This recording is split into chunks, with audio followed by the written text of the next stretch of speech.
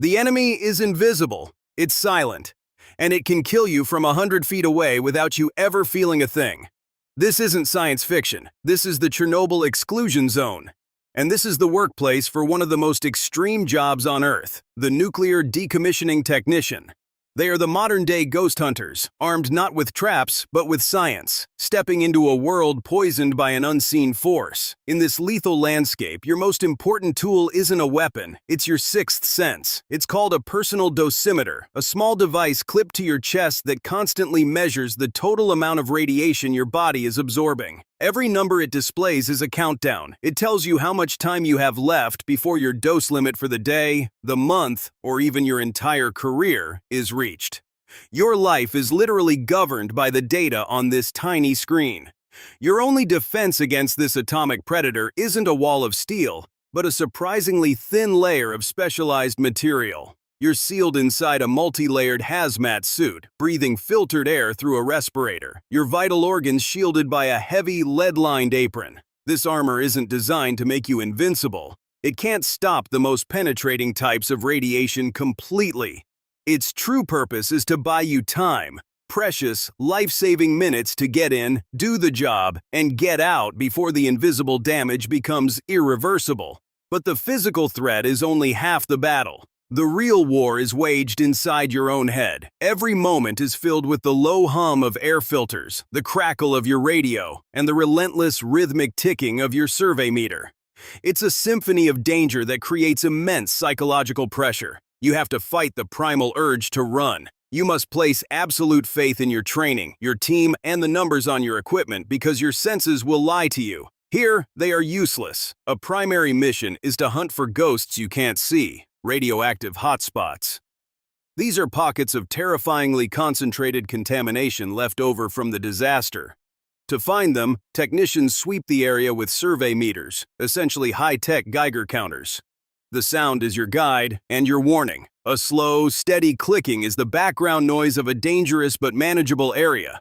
But if that clicking quickens, rising into a frantic, high-pitched scream, it's a direct order from the laws of physics. Retreat, immediately. You've just found a place that can deliver a lethal dose in minutes. Now, imagine a place where a single misstep is not an option. A room so contaminated that no human can enter and survive. The target? A piece of the original reactor, a lump of graphite still blazing with invisible fire. This is where the machines go in. A heavily shielded robot, crawling on rugged tracks, becomes the technician's avatar in this lethal landscape. From a reinforced bunker miles away, the operator's world shrinks to a bank of monitors. Their hands, steady on the controls, are the robot's hands. Their eyes, fixed on the grainy camera feed, are the robot's eyes. This is the ultimate remote job, a high-stakes dance of precision where the floor is lava, the air is poison, and a single connection drop could mean losing a multi-million-dollar piece of equipment forever.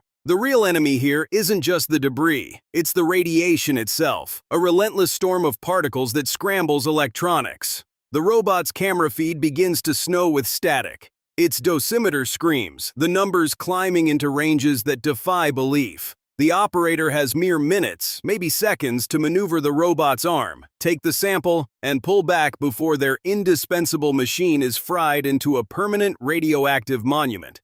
To survive in this world, every worker, human or robotic, lives by three unbreakable rules: time, distance, and shielding.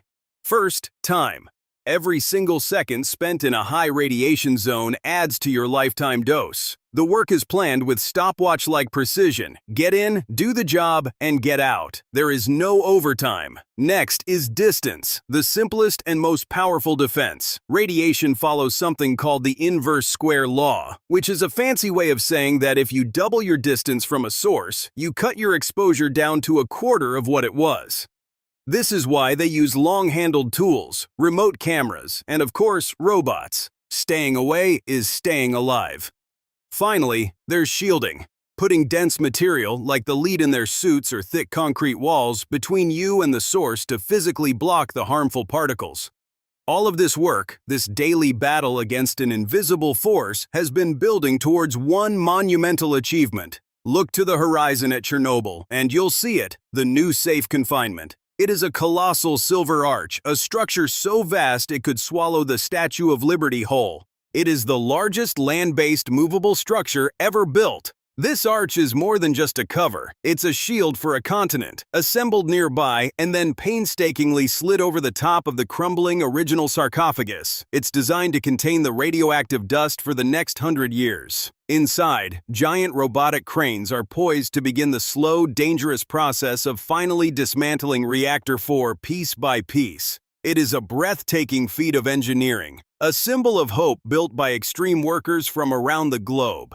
But for all the incredible technology, the towering cranes and radiation-hardened robots, the most powerful tool in the exclusion zone is and always will be human courage. The most sophisticated dosimeter can only tell you the danger. It can't give you the will to face it.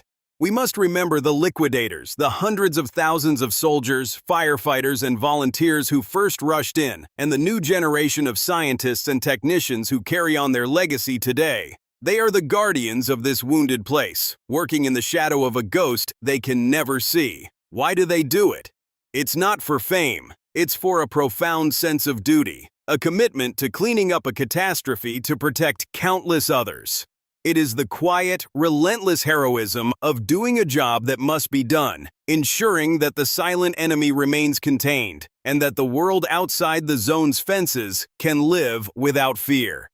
Deep within the ruins of Reactor 4 lurks a monster forged in nuclear fire, a legend among the world's deadliest places. It is the most infamous hotspot on the planet, a mass of molten corium, a mixture of nuclear fuel, control rods, and melted concrete that burned its way through the reactor floor. They call it the elephant's foot. In the months after the disaster, its radiation was so intense, it could deliver a lethal dose in under a minute from several feet away. The first photographs were taken by workers who pushed a camera on a wheeled cart around a corner, a desperate act of reconnaissance against an enemy that killed with its mere presence. But confronting such horrors is only half the battle. The invisible enemy clings to you, and the fight for safety continues long after you've retreated. The job isn't over until you are clean, and the decontamination process is a meticulous, high-stakes ritual. Every exit from a contaminated area involves a multi-stage cleansing. Technicians are scrubbed down while still in their suits.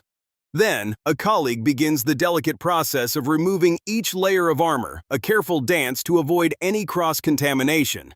Every seam, every fold is a potential trap. One wrong move, and the poison you fought inside comes outside with you.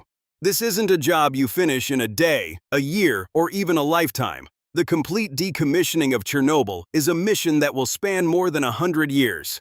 The people working there today are part of a multi-generational relay race against radioactive decay. They stand on the shoulders of giants, the first liquidators who ran into the fire with little more than raw courage. Today's technicians honor that sacrifice not just by continuing the work, but by advancing it, developing new robotic systems and shielding technologies to make the task safer for the generations who will one day take their place.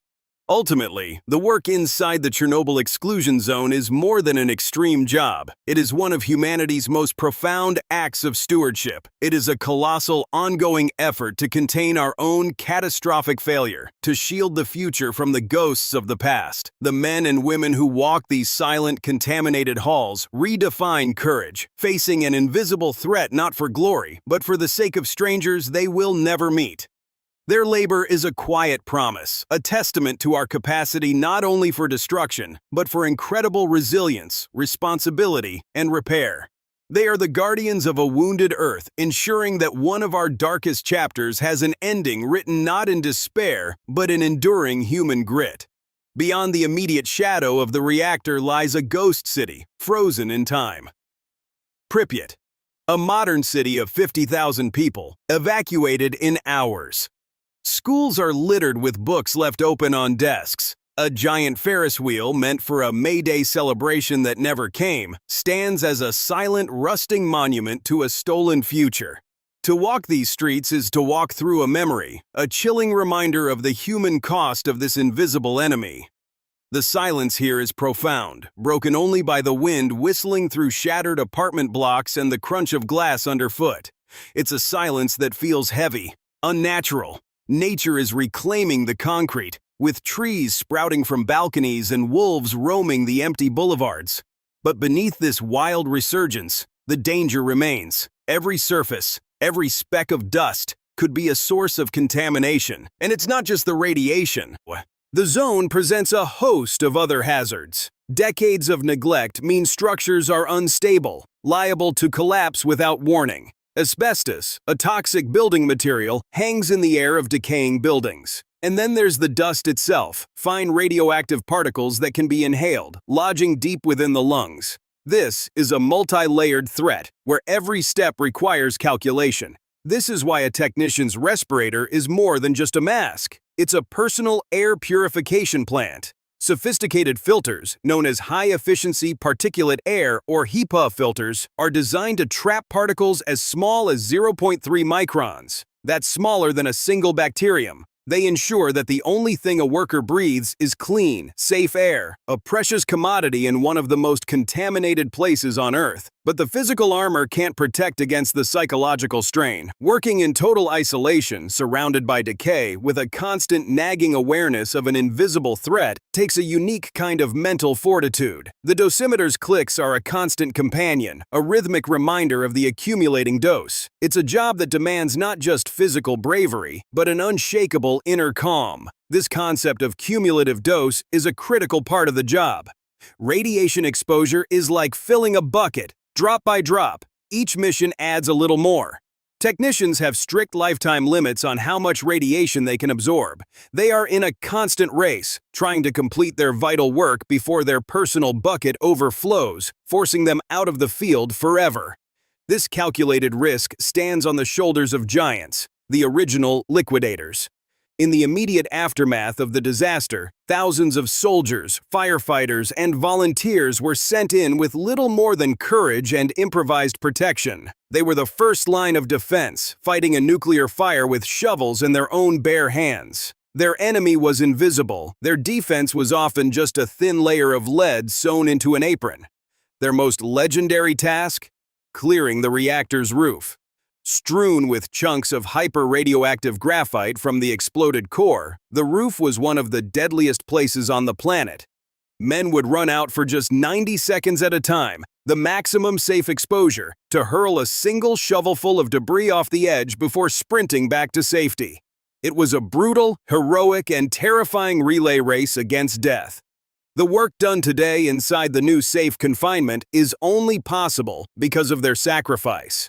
They contained the initial catastrophe, paying a tremendous price to prevent a far worse outcome for the rest of the world.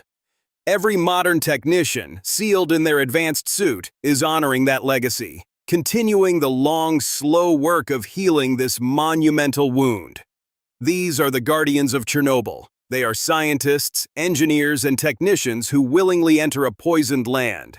They don't seek fame or glory. They work in the quiet, dangerous, and forgotten corners of a global catastrophe, ensuring its silent threat remains locked away, protecting us from a danger we can neither see nor comprehend.